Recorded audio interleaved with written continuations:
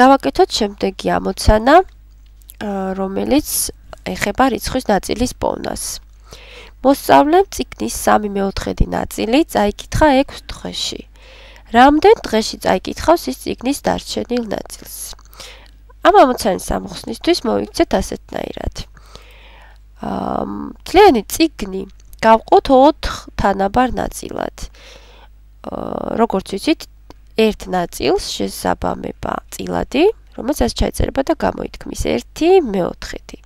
ანუ 1 ნაწილი 4-დან. ხოლო 4 ნაწილი 4-დან, ანუ 4/4 ნაწილი.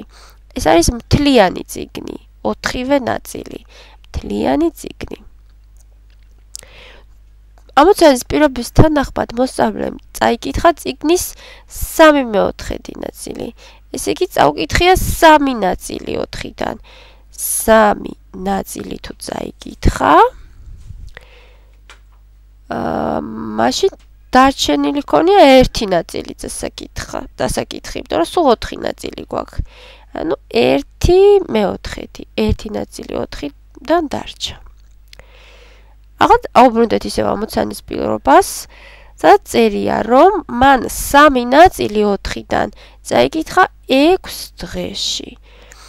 ესე იგი, თითო ნაწილის წაკითხოს ის ანდომებდა, თანაბრად რომ გავყოთ, 6 რომ გავყოთ 3 ნაწილზე,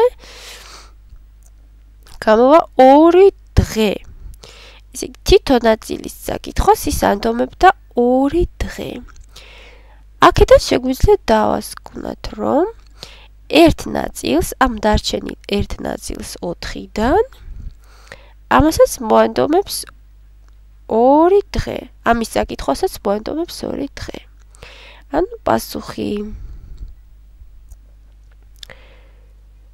პასუხი ასეთი. მოსწავლემ წიგნის დარჩენილ ნაწილს წაიკითხავს 2 დღეში.